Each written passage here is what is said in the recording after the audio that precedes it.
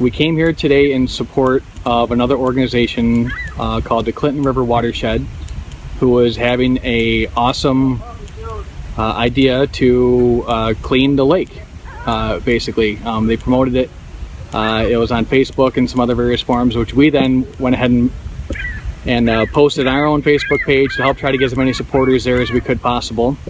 But when we showed up, unfortunately, I am with Taylor Griffin. Taylor Griffin, and why is the beach closed today? E. coli.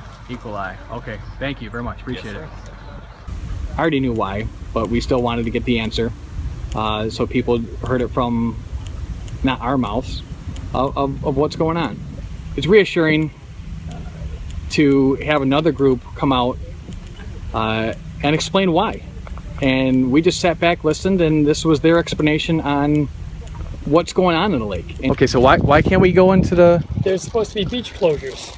That usually means they've got sewage bacteria in there. Okay, and that's the reason why we can't go in the water, because if we fall in the water, we get sewage on us. So we can't clean up the water because we can't get in the water. No, but you can reach into the water with the little grabbing devices they have and pull up stuff along the shore, which is kind of disappointing. A little bit. Yeah, but if there's probably, usually what they have is in the warmer months they get E. coli, the old sewage bacteria. Yeah. And so I imagine that's what's going on. I would imagine so too, course, because I thought it was an issue with the overflow when it rains. We haven't had rain for a while. Right, so why the beach closure, I wonder? Well, maybe the folks up in Macomb County and Oakland County are flushing their toilets too much. Okay. Although those guys are going out, I wonder if they're aware. Well, they're not getting in the water. That's true. Yeah, we actually would be reaching in the water, and sometimes people might be actually getting more in the water than they really wanted. So are you comparing this to a toilet? For a long time, people used to think that was what the rivers were for. Is it not that way anymore? Oh no, it's much cleaner than it used to be. Oh, okay. But if it's still, if it's cleaner now than it used to be, why so many closures, I wonder? Well, it can't be that clean.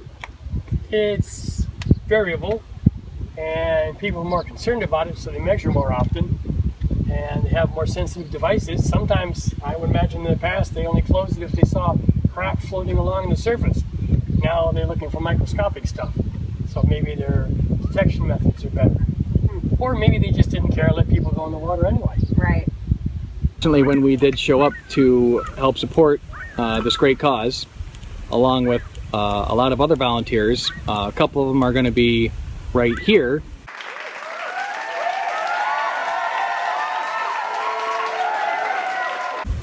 The cool thing was there's a lot of volunteers that showed up here today, and I think the one thing that Save Lake St. Clair really prides itself on is that we try to highlight everybody's efforts of just trying to accomplish one thing, which is let's just clean the lake. Okay, this has gone on way too long. So many people have put so many efforts into this for so long. One person I want to highlight right now is Doug Martz. Doug Martz is battling this thing for the last 20 plus years. He knows more about this lake than anybody. He's fought this thing for 20 plus years. St. Clair Shores Waterfront Environmental Committee does a fantastic job. They hauled away tons of debris out of our lake from their nautical coast cleanups that they provide every single year. So that's awesome. Other events such as the Clinton River Watershed Committee that puts on these cleanups that they do, and I know they do a couple spots throughout the lake. It's just unfortunate that, well, let's just show you instead of talk about it.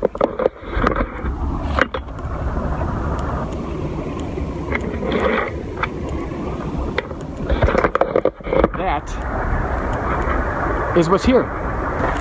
Okay, so what needs to happen? We need to get federal money.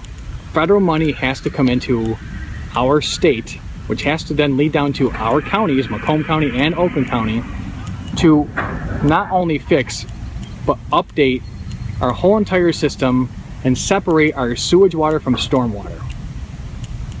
That's priority number one. Anything else is just a band-aid fix. What has to happen is to separate sewage from stormwater. What's happening is Macomb County and Oakland County have been the number one and number two growth counties in the state in the last 10 years.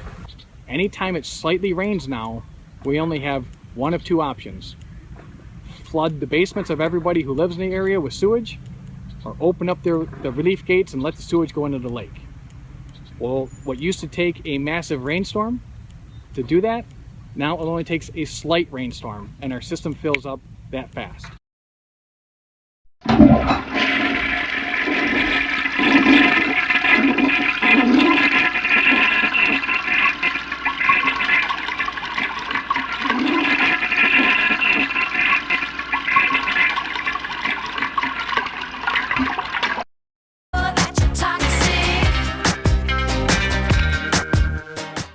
Any city that continues to use the system of dilution as the solution, dump it and forget it, let it go, hey, guess what? You have to start being fined for what you're doing. What's going to happen if another 20 years go by and no changes have been made?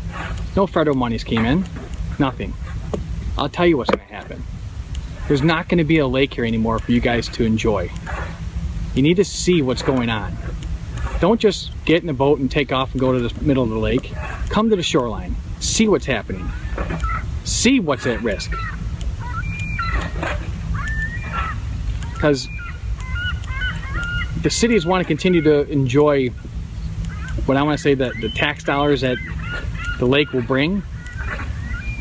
When there's not a lake anymore that anybody wants to visit, where's your tax dollars?